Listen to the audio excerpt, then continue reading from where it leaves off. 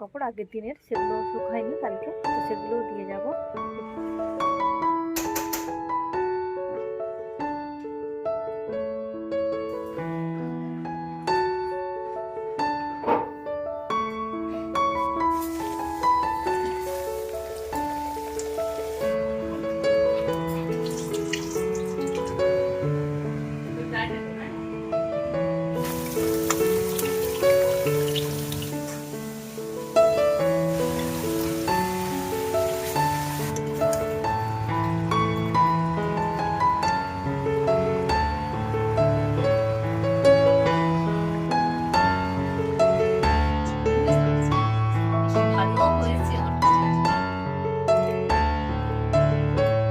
Everyone, good morning. তো দেখো, এখন এসেছি সকালে ছাদে, জামা কাপড় মেলতে এসেছিলাম, আর পুরো জলে হাত দিয়েছি, ঠান্ডা কনকনে।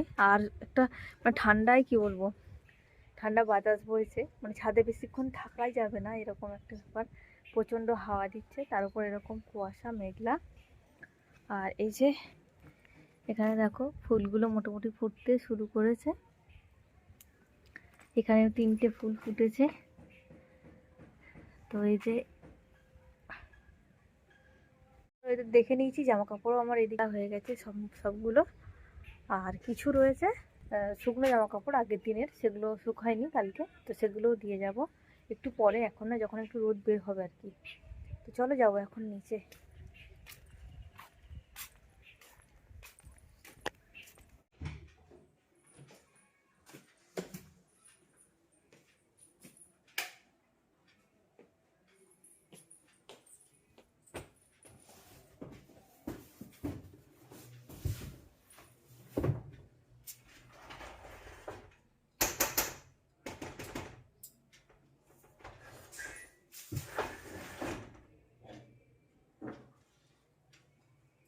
আর নিচে এসে দেখো, জানলাগুলো এখন একটু খুলে দিচ্ছি, বাইরের বাতাসটা যেন ঘরে ঢোকে আর কি। আর আজকে দিনটা ছিল হচ্ছে রবিবার। আজ রবিবারের ব্লগটা তোমাদের সঙ্গে শেয়ার করছি। তো রবিবারে না, বাবু যেহেতু প্র্যাকটিস যায় সকালে উঠে, ও আর কি 7:30টার আগে, 7টার সময় করে বেরিয়ে গেছে তোমাদের দাদাভাইয়ের সঙ্গে। তো ও নিয়ে যায়। আর শনিবারটা আমার যাওয়ার কথা আছে, নেক্সট উইক থেকে আর কি। তো আমি যাব, আর ও নিতে যাবে, এরকম একটা কথা হয়েছে আমাদের মধ্যে। তো চলো। তো যেহেতু ওরা নেই, সেজন্য ভাবলাম যে ওপরের রুমগুলো না, আগের দিনে আর কি বিছানার বেডশিটগুলো আর কি দুটোই আর কি কেচে দেওয়া হয়েছিল। তো আগের দিনে আর পাতা হয়নি, সেজন্য ভাবলাম যে বেডশিটগুলো পেতে একদম ঝাঁটপাট দিয়ে পরিষ্কার করে নিই রুমগুলো। তারপর আর কি বাবু আসবে ওই 10টা, 10:30টার মধ্যে আর কি ওরা বাড়ি চলে আসে। তো ওদের জন্য গিয়ে নিচে খাবারও বানাবো। আর ওদিকে তো দেখতেই পেলে, জানলাতে দুটো টিকটিকি ছিল। তোমাদের কাছে যদি টিকটিকির কোনো সলিউশন থাকে, মানে যাতে টিকটিকি পালাই, তাহলে কিন্তু আমাকে অবশ্যই তোমরা কমেন্ট করে জানিও, তো যদি কোনো টিপস থেকে থাকে তোমাদের কাছে। কারণ প্রচন্ড টিকটিকি হয়েছে। আসলে এই শীতের জন্য না, সেরকম ভাবে কাজকর্ম করা হচ্ছে না, ওই কোনো রকম আর কি, যেগুলো না করলে নয়। তো সেগুলোই বেশ কয়েকদিন হয়ে গেল না, ওপরের রুমগুলোতে একদমই হাত দেওয়া হয়নি। তো আজকে ভাবলাম যে করেই নিই। তো চলো, একটা শীতের আর কি যেগুলো পাতলা চাদর হয় আর কি, গায়ে দেওয়ার জন্য, সেটা আর কি ছিল, রুমেই ছিল, নিচের আলমারিতে ছিল। ভাবলাম যে উপরের আলমারিতে করে রাখি, কারণ নিচে প্রচন্ড জ্যাম হয়ে যাচ্ছে। শীতের যেহেতু জামা কাপড়গুলো বেরিয়েছে না, সেজন্য নিচের আলমারিটা পুরো ট্যাপ প্যাক হয়ে গেছে। সেজন্য ভাবলাম যে ওপরটায় রেখে আসি। চলো, ওদিকের বিছানাটা তো পেতে নিয়েছি, আর এদিকের বেডশিটটা কিন্তু পাতা হয়নি, সেজন্য এটাও পেতে নিচ্ছি ভালোভাবে টান টান করে। আর আজকে সকালে দেখতেই পেলে কিরকম ঠান্ডা কনকনে বাতাস বইছিল, তার সঙ্গে কুয়াশাও ছিল। তো ছেলেটাকে পাঠানোর একদমই ইচ্ছে করছিল না, যেন মনে হচ্ছিল যে নিজের কাছে রেখে দিই। আর ও তো একদম সকাল সকাল উঠতেই চায় না, কিন্তু কিছু করার নেই, যেহেতু ভর্তি করেছি সেজন্য প্র্যাকটিসে তো মানে যেতেই হবে। তো সেজন্য আর কি গেছে। আর ও না, শরীরটাও এই কদিন খুব একটা ভালো যাচ্ছে না, শরীরটাও মোটামুটি খারাপই আছে। তো তারপরে ও বললো যে আমি প্র্যাকটিস যাব। ও যেহেতু নিজের মুখ থেকে বললো যে আমি প্র্যাকটিস যাবো মা, সেজন্য আর ওকে বারণ করলাম না।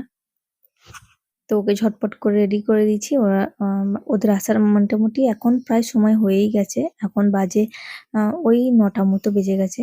তো তোমাদের দাদাভাই একবার মাঝে আসে ওকে রেখে, বাজারটা দিতে আসে, কারণ বাজারটা না, ও আর কি বলে যে তুমি আগে বাজারটা করে দিয়ে আসবে বাবা, ও দাঁড়াতে চায় না, সেজন্য ও বাজারটা নিয়ে একবার মাঝে এসেছিল।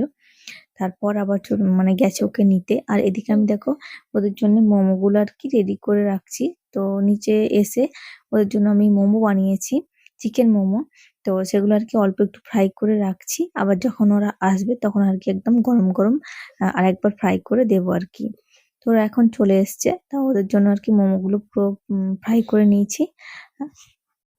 তো ওরা খাবে আজকে ব্রেকফাস্টে মোমো, যেহেতু সানডে তাই সানডে স্পেশাল ওকে কিছু বানিয়ে দিতে হয়। আর মোমোটা খেতে কিন্তু আমার ছেলেদের খুব পছন্দ করে, সেজন্য মানে বাড়িতে না বানালেও প্রায় সময় কিনেও নিয়ে আসা হয়। আর বেশিরভাগ টাইম আমি বানিয়ে দিই বাড়িতে, কারণ বাইরের মানে ফুড খেয়ে খেয়ে না এমনিতেই শরীরটা ওর খারাপ করে গেছে, সেজন্য আর বাইরের জিনিসপত্র খুব একটা বা কিনছি না এখন। আর ওদিকে না মানে আগের দিনের কিছুটা ব্যাটার আর কি ছিল। তো যেহেতু সোজাগলি পিঠে করেছিলাম তার ব্যাটার কিছুটা ছিল, তো ফ্রিজের মধ্যে রেখে দিয়েছিলাম। সেটাই আর কি কয়েকটা করে নিয়েছি, মা আর আমি দুজন মিলে আর কি খেয়ে নিয়েছি। আর এদিকে দেখো এখন দুপুরে যে রান্না বান্না হবে সেজন্য আর কি আমি মশলাটা বেটে নিচ্ছি।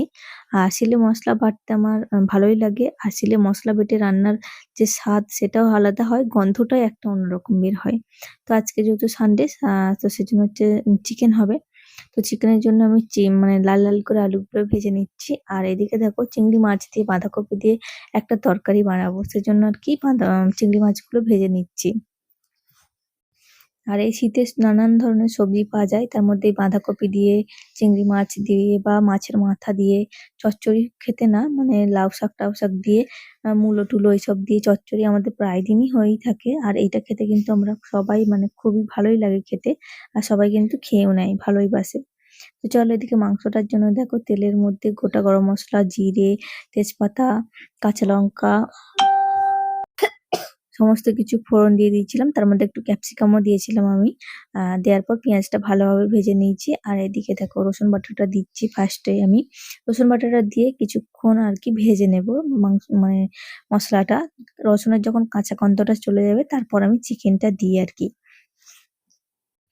রসুনের মোটামুটি কাঁচা গন্ধটা চলে গেলে তারপর দেবো হচ্ছে আদা বাটা। আদা বাটা দিয়ে কিছুক্ষণের মধ্যে মানে কিছুক্ষণ কষাবো। তারপর হচ্ছে গিয়ে তোমার লঙ্কা বাটাটা দিই। তো ওইদিকে রসুনটা ভালোভাবে কষানো হয়ে গেছে, আর এখন আমি দিচ্ছি আদা বাটাটা। আর আদার পরিমাণটা রসুনের থেকে যেহেতু চিকেন হচ্ছে সেই জন্য অল্প পরিমাণ একটু কম হবে। আর যখন মাটন হবে তখন কিন্তু সমান সমান দিতে হয় আদা আর রসুনের পেস্ট। তো চলো এদিকে কিন্তু আমি চিকেনটা দিয়ে দিচ্ছি, আর চিকেনটা কিন্তু বেশ ভালোভাবে কষিয়ে নিচ্ছি। আর আজকে চিকেনটা না মানে স্কিন সমেত ছিল, আর স্কিন সমেত চিকেন কিন্তু খেতে বেশ দারুণ হয়।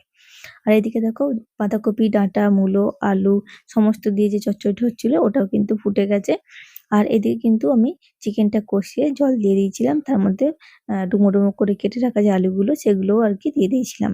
তো তারপর খাওয়া দাওয়া সেরে নিয়েছিলাম দুপুরে। খাওয়া দাওয়া সেরে অল্প একটু মানে কিছুক্ষণের জন্য ছাদে মানে আজকের খাওয়া দাওয়াটা ছাদেই হয়েছে। আর এখন শীতকাল যেহেতু পড়ে গেছে বেশিরভাগ টাইমে আমাদের খাওয়া দাওয়াটা ছাদের উপরেই হচ্ছে। তো ছাদেই খাওয়া দাওয়া সেরে কিছুক্ষণ বসেছিলাম আমরা সবাই মিলে। তারপর নিচে এসে এই যে নিজে একটু রেডি হয়ে নিলাম, চুল টুলগুলো আঁচড়ে। তারপর কি মন গেল, ভাবলাম যে আজকে একটু মানে কফি খাওয়া যাক, সেজন্য চলে গেছিলাম সোজা রান্নাঘরে। রান্নাঘরে গিয়ে এই যে একটু কফি বানাবো আর কি সবার জন্য। আর বাবুকেও জিজ্ঞেস করলাম তুমি একটু কফি খেতে চাও, বললো হ্যাঁ। তো সবার জন্য আর কি একটু কফি বানাচ্ছি। আর এই শীতের দিকে দেখবে এগুলো একটু খেতে বেশ ভালোই লাগে। তো চলো এদিকে একটু অল্প গরম জল তুলে নিয়েছি আর দুধটা গুলে নেব। আর গরম জলটা যদি একটু অল্প করে মানে গরম হয় না তখন দেখবে দুধটা বেশ ভালোভাবে মেল্ট হয়ে যায়, আর তা নাহলে কিন্তু ডালা পাকিয়ে যায়।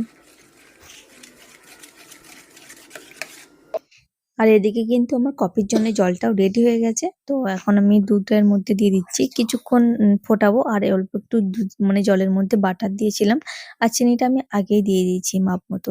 চলো এখন আমার কফি কিন্তু রেডি হয়ে গেছে, সকলের জন্য নিয়েও নিয়েছি আমি কফিটা। তো ওদিকে ছোটো মা কাকুবাবু ওদেরকেও দেবো। আর এদিকে কিন্তু আমি নিয়ে দেখো কফিটা নিয়ে হচ্ছে কম্বলের মধ্যে ঢুকে গেছি, কারণ প্রচন্ড ঠান্ডা পড়েছে। ওদিকে বাবু আছে পিছনে, আর বাবু খাচ্ছে। তোমার দাদাভাইকে এক কাপ দিয়েছি, আর ও ছিল যেহেতু ওকে বললাম একটু ক্যামেরাটা ধরে দাও। আর এখন হচ্ছে গিয়ে আমরা কফিটা সবাই মিলে কথা বলছি, গল্প করছি, আর কফিটা এনজয় করছি আর কি। তো সানডে স্পেশাল দেখো বন্ধুরা, এখানে চুরমুর নিয়ে এসছে তোমাদের দাদাভাই। আর এটা কিন্তু খেতে ভীষণ সুন্দর হয়, আমি তো খাচ্ছি অলরেডি, টেস্টি, খুব সুন্দর খেতে। ওই যে